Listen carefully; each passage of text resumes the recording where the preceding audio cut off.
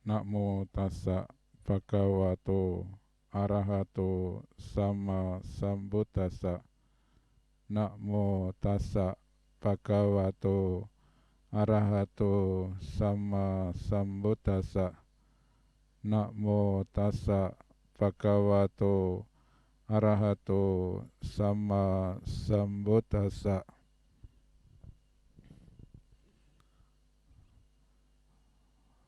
Para upasaka, upasika, dimanapun berada, semoga dalam kondisi sehat dan semangat di dalam Dhamma. Dalam kehidupan ini, semua orang tentu berharap hidupnya berbahagia. Baik itu perumah tangga maupun para babajita. Untuk kali ini, saya akan membahas 4 faktor kebahagiaan perumah tangga. Para perumah tangga tentunya ketika berikrar hidup bersama, ya, pasangan suami istri, ada harapan-harapan, ada keinginan untuk mendapatkan kebahagiaan dalam kehidupan ini. Nah, untuk mendapatkan kebahagiaan memang tidak mudah. Butuh waktu, butuh proses, butuh kondisi. Tidak serta-merta, sekonyong-konyong, kebahagiaan itu datang dalam kehidupan perumah tangga. Nah, berkaitan dengan perumah tangga, dalam perjalanannya banyak hal yang harus dihadapi. Kadang-kadang harapan kebahagiaan itu kandas di tengah jalan. Justru yang muncul bukan kebahagiaan, tetapi penderitaan. Kebahagiaan yang dimaksud di sini adalah kebahagiaan ketika para perumah tangga mampu menghadapi dan menjalani kehidupan ini dengan baik dan bijak. Kali ini saya akan membahas tentang apa saja, ya, faktor apa saja yang menjadi kondisi para perumah tangga mendapatkan kebahagiaan. Yang pertama adalah perumah tangga harus memiliki keuletan, semangat dalam mencari materi. Kenapa materi harus dicari? Karena materi juga merupakan sumber kebahagiaan. Para perumah tangga tentunya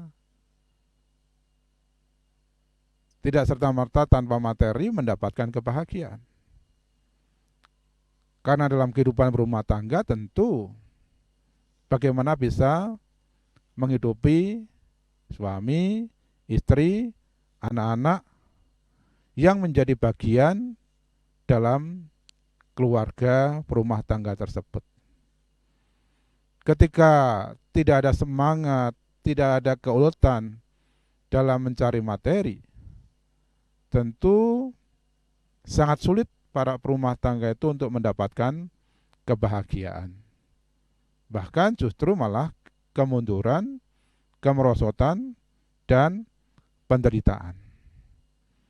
Oleh karena itu, para perumah tangga harusnya tidak bermalas-malasan, dininabobokan oleh angan-angan,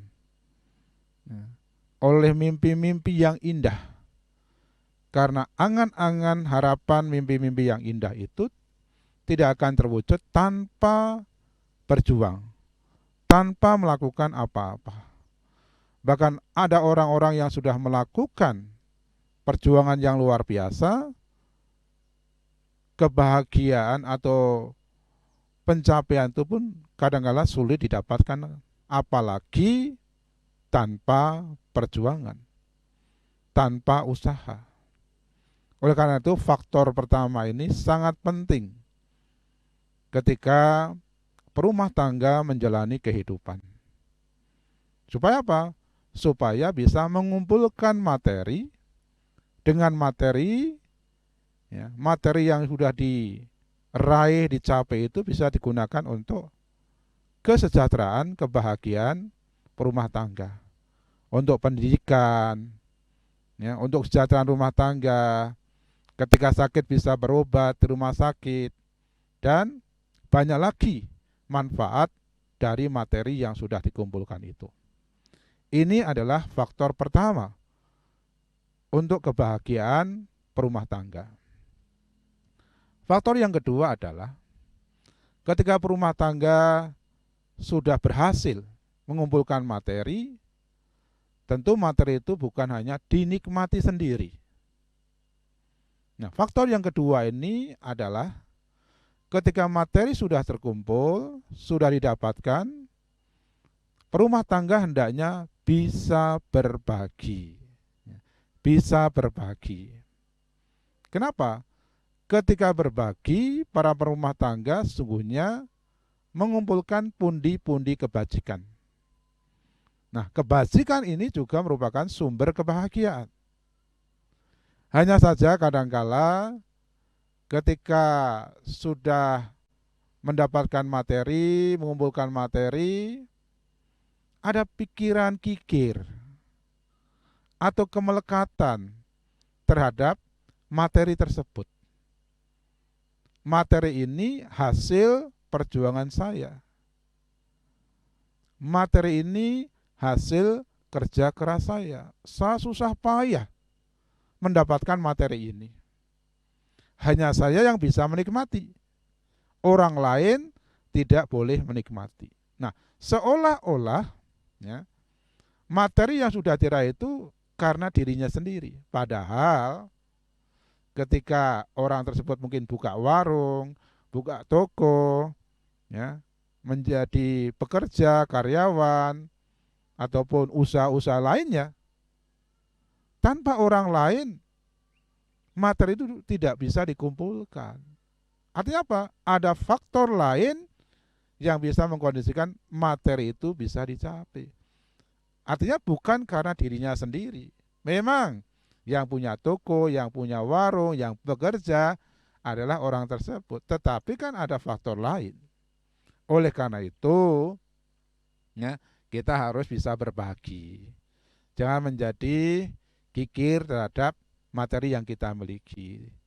Kekikiran itu adalah sumber kemerosotan. Kekikiran itulah sumber penderitaan. Demikian pula kemelekatan juga sumber penderitaan. Oleh karena itu, untuk mengikis sifat kikir, kemelekatan yang ada dalam diri kita, hendaknya para perumah tangga juga bisa berbagi.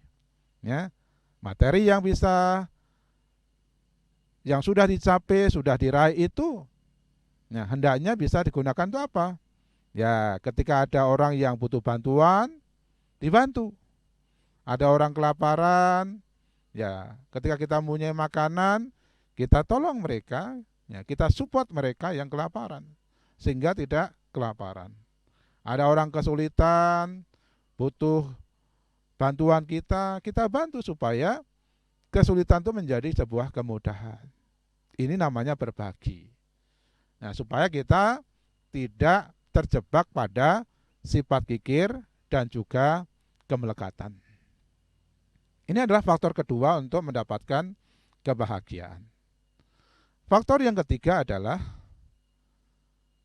ketika kita dalam posisi baik, ya, dalam menjalani kehidupan berumah tangga itu kadangkala ya, posisi kehidupannya bisa naik, ya, grade-nya bisa naik. Artinya mungkin yang dulunya miskin menjadi kaya, mungkin yang dulunya tidak punya jabatan mempunyai jabatan, artinya mempunyai posisi yang tinggi dalam kehidupannya. Baik itu kesejahteraan, derajat, pangkat, ataupun posisi-posisi yang lain. Artinya dalam kehidupannya, ya, perumah tangga itu merasakan kenyamanan yang luar biasa, kebahagiaan yang luar biasa dibandingkan dengan yang lain. Tapi ingat, ya, ingat bahwa apa yang sudah diraih itu tidak kekal. Jangan kemudian kita menjadi takabur, menjadi sombong, seolah-olah kita adalah orang yang paling segalanya dibandingkan yang lain. Ya, paling kaya, paling tinggi jabatannya, paling berkuasa, ya, paling bahagia, paling sukses dan sebagainya. Nah, seringkali takabur, sifat sombong itu muncul ketika kita dalam posisi yang sangat baik, sangat bagus. Nah, ini bahaya sekali. Kesombongan, ya, sifat takabur itu akan meruntuhkan kita, menjatuhkan kita, sehingga bukan kebahagiaan yang kita dapatkan, tetapi justru, ya, penderitaan. Kita akan menderita lebih dan lebih menderita karena kesombongan kita, karena sifat takabur kita. Oleh karena itu, kita harus memahami bahwa kehidupan ini tidak kekal, anicca. Posisi seperti apapun dalam kehidupan kita itu anicca. Kaya bisa menjadi miskin, terkenal bisa menjadi dicampakkan, keberuntungan bisa menjadi kerugian yang luar biasa, kebahagiaan bisa menjadi penderitaan. Artinya apa? Belum permanen, karena memang tidak ada yang permanen. Oleh karena itu, jangan melekati. Ketika melekati, kemudian jangan menjadi sombong dengan posisi baik yang kita alami, ya. Oleh karena itu, ya, saya menyarankan para perumah tangga, ya, jangan terjebak pada kesombongan ketika dalam posisi yang baik. Karena posisi yang baik itu pun bisa berubah, ya, menjadi tidak baik. Ada ungkapan, roda ini kan berputar, kadang di bawah, kadang di atas, kadang di atas, kadang di bawah. Kita tidak tahu, ya, perjalanan kehidupan kita seperti apa. Sekarang mungkin kita dalam puncak kesuksesan, puncak kebahagiaan. Walaupun kita tidak mengharapkan, tidak menginginkan, bisa saja kita dalam, ya, posisi yang tidak nyaman nantinya. Ya, banyak contoh di masyarakat, orang yang dulunya kaya kemudian jatuh miskin. Ada orang yang, ya, mempunyai perusahaan banyak, akhirnya bangkrut usahanya dan sebagainya. Itu contoh-contoh yang ada di masyarakat. Nah, contoh-contoh itu hendaknya menjadi pengingat, menjadi renungan buat kita untuk tidak terjebak pada kesombongan. Nah, faktor yang keempat adalah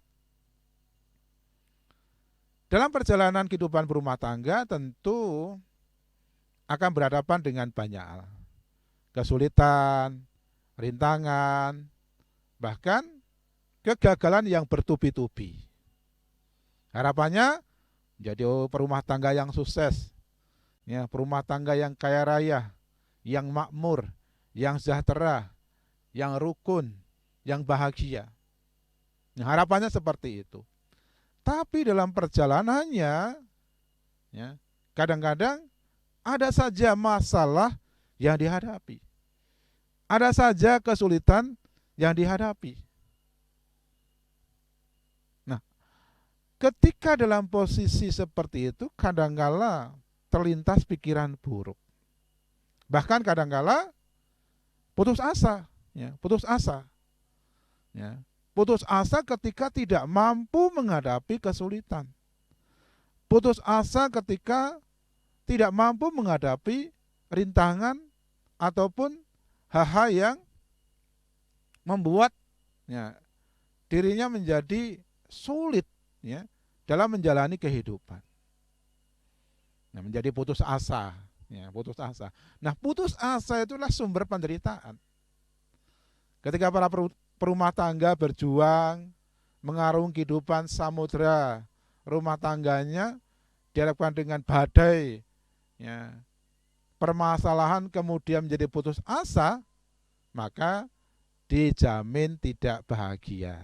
Ya, dijamin tidak bahagia. Putus asa hanya membuat kita menderita. Putus asa hanya membuat kita semakin jatuh pada ya, kemerosotan. Mimpi untuk mendapatkan kebahagiaan tidak bisa diraih, ya, tidak bisa dicapai. Kenapa? Karena putus asa. Orang yang putus asa itu orang yang sudah tidak mau berjuang. Nah, kita masih dalam masa COVID-19. Awal-awal masa COVID ya, yang lalu ya, banyak gejolak dalam kehidupan manusia. Usaha yang merosot, ya, ekonomi yang turun, dan sebagainya, dan sebagainya. Nah, saya kemudian mengatakan kepada orang-orang yang bincang-bincang dengan saya, ya, mencurahkan apa yang dialami kepada saya katakan kepada mereka, kesulitan itu tidak bisa kita hindari. Masalah itu tidak bisa kita hindari, hanya bisa kita hadapi. Nah, COVID-19 sudah ada, meruntuhkan ekonomi, ya, semua menjadi berubah. Nah, kalau kemudian kita larut dengan kesulitan, larut dengan permasalahan yang ada tanpa melakukan apa-apa, ya semakin menderita. Ya. COVID sudah membuat kita menderita, kemudian karena cara berpikirnya keliru, semakin membuat kita menderita. Ya. Ada yang putus asa, ada yang stres berkepanjangan, ya, ada yang depresi dan sebagainya. Nah, itu tidak akan membuat kita menjadi maju. Maka saya katakan, menghadapi permasalahan itu kita harus bertahan dan berjuang. Ya, bertahan dan berjuang. Ketika kita bertahan, kemungkinan untuk mendapatkan peluang baru kemungkinannya besar. Coba kalau kita tidak bertahan, ya, menghadapi kesulitan, kita putus asa, ya, kita tenggelam dengan masalah sehingga kita stres berkepanjangan, depresi, apa untungnya? Apa manfaatnya? Tidak ada. Ya, justru tenggelam dalam penderitaan terus-menerus. Oleh karena itu kuncinya adalah bertahan. Ya, yang kedua adalah berjuang, ya kan? Wah Bante, sulit deh menghadapi masalah-masalah ini. Sepertinya saya nggak mampu. Nah, pikiran semacam itu adalah pikiran yang salah, keliru. Ya, kalau kita hanya berkutat dengan pikiran-pikiran keliru semacam itu, ya tidak bisa apa-apa. Berjuang walaupun tidak mudah. Ya, ada istilah berjuang mati-matian. Artinya apa? Ya mempertahankan perjuangan. Ketika kita berjuang, pasti kita akan mendapatkan harapan. Ya misalnya, ya, kita ada orang buka warung atau buka toko, omsetnya turun. Tapi ketika bertahan, omset itu terjaga, ya, terjaga. Tetapi kalau putus asa, ya bukannya terjaga, tetapi malah semakin turun, semakin turun. Tapi kalau kemudian diperjuangkan, ya lambat laun akan merangkak, ya merangkak, ya sampai suatu ketika momennya bagus, ya dia dapat ya, usaha. Ada satu cerita orang yang dilakukan dengan kebangkrutan, tapi kemudian cara berpikirnya baik, ya, sesuai dengan dhamma. Menghadapi kebangkrutan bukan dengan panik, bukan dengan cemas, bukan dengan khawatir, bukan dengan menyalahkan diri sendiri ataupun orang lain, tetapi berpikir tenang, kemudian mencari solusi, dan akhirnya apa? Dan akhirnya mendapatkan solusi yang baik dalam kehidupannya.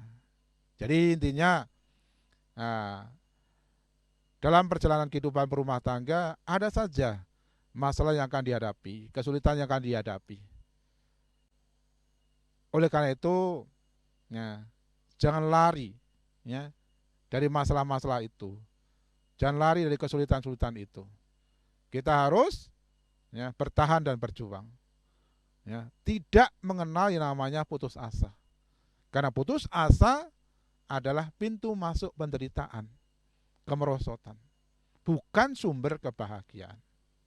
Nah, para upasaka, upasika dimanapun berada, itulah 4 faktor kebahagiaan berumah tangga.